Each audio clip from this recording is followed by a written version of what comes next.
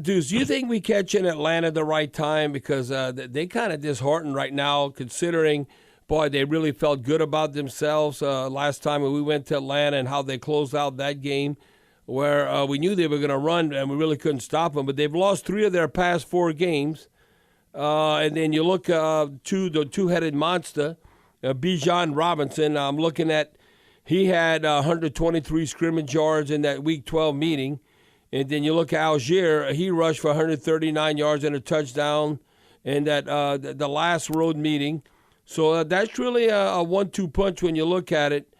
And look, he caught with that 1 touchdown, even though against the Bears, he had a career-long 75-yard touchdown reception. So I guarantee you Dennis Allen got to be challenging him. Come on, we got embarrassed or humbled at the end of the game when we needed to stop them from running it, and that we can't let that happen again. Well, the other player, if you remember, it was Cordell Patterson as well. Yeah, I mean, he had numerous catches or runs where he was able to catch it short of the first down and break some tackles and still come up with a first down. And so for the Saints, that's a game that they wish they had back. I mean, because I felt like that if you're able to score in the red zone, you don't have the turnovers, et cetera, then you win that game. I mean, and obviously it changes. We couldn't get off the field at the end. They ran it down our throat and, to the tune of 200 yards. And, when they had to make a throw, they were able to make it, but it mainly was running the football. So for the Saints, for me, if you don't tackle, you're not going to win. But I don't think Atlanta is completely disheartened because, Bobby, you have to remember, if Tampa Bay does lose and Atlanta wins, right? They win the NFC South.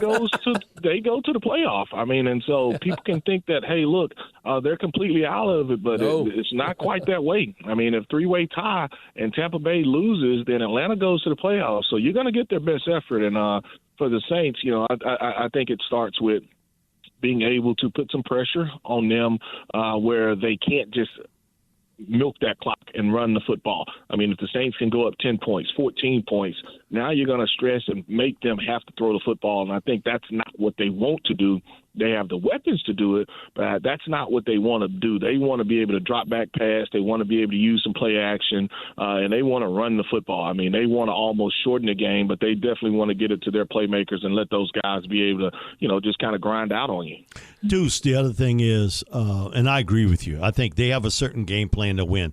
One guy scares me on offense other than their running attack, and that's Drake London.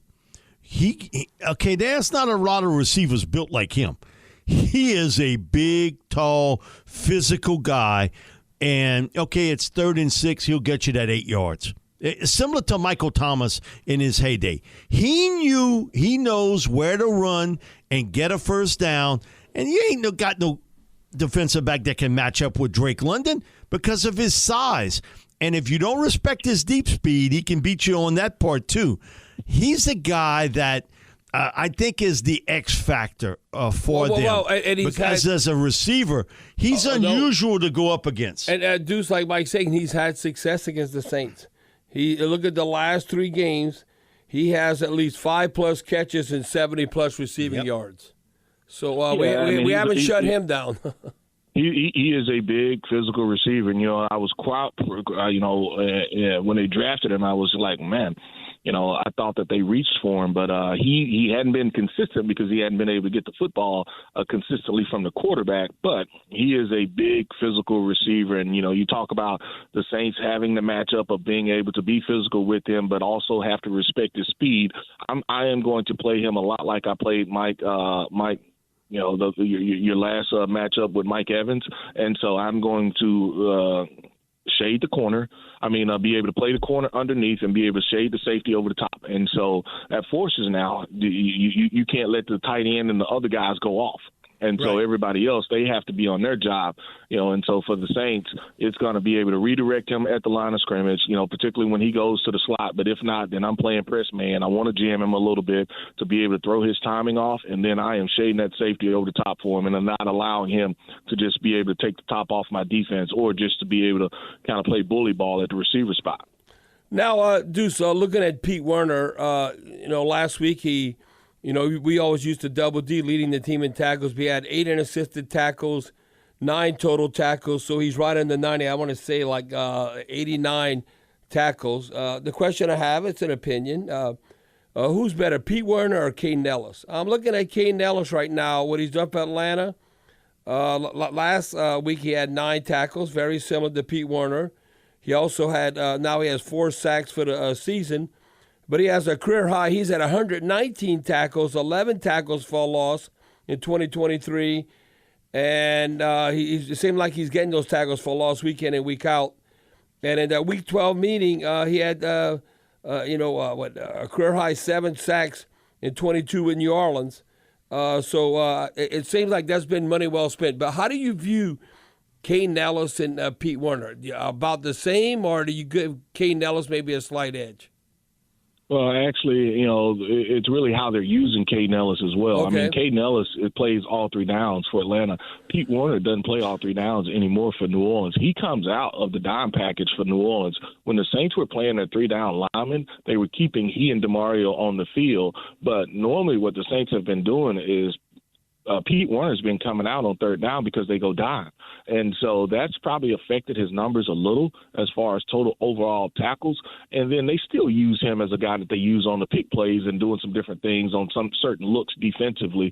But for me, it's really how they use both of those linebackers. It's kind of different. I mean, because Caden Ellis is a guy on 3rd down. He shifts really from linebacker to defensive end.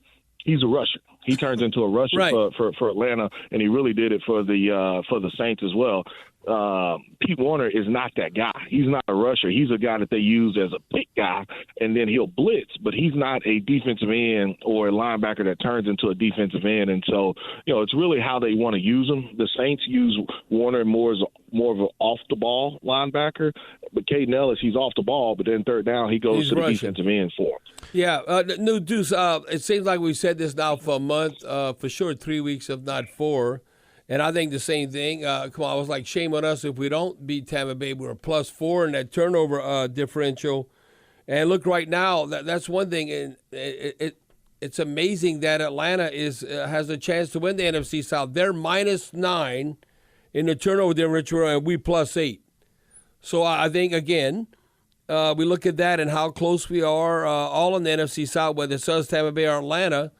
That I think we got to be opportunistic in the dome and at least be +1 or 2, or not negative for sure. Just get either even or +1. Negative. Yeah.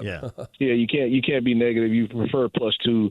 You'll definitely take +1, but you can't be negative. I mean that just spells for close game, field goal, field position, who won a penalty battle, different things of that nature. Particularly if you're negative. But if you're +1, +2, then you can do all the other things that we just talked about well. Then you're probably going to end up winning. Now, Deuce, some fans are like, I'm going to read this. It's kind of comical. This is from, this is circulating on Facebook, and it's very important to me that if y'all would address this, please. It's like almost begging. Thank you. Okay. And they're like, a number of people, I don't know, just haters or, they look at the glass half empty instead of half full. Like, I hope the Saints lose just so we can fire Dennis Allen and Pete Carmichael. I think even if the Saints don't come out on top and they're not in the postseason, I think maybe you might make changes, but I think Dennis Allen would be around, maybe not Pete Carmichael. But people think that Dennis Allen, if we don't beat Atlanta, he's gone for sure. I don't think that's the case. Yeah, and don't believe everything you read on Facebook either. Right. That's the other part. I hate to break them that, but don't believe everything there. Not everything, and if you're in that mood, and if you've gotten to that state where you feel like that, you hope that your team that you claim that you're a fan of, right? You hope that they lose just because you want somebody to lose their job. You need a break. You need exactly. a break. You need to you need to take a step back and just say, hey, look, I need to just find something else to do right now until maybe I'm gonna just get away from that for a while.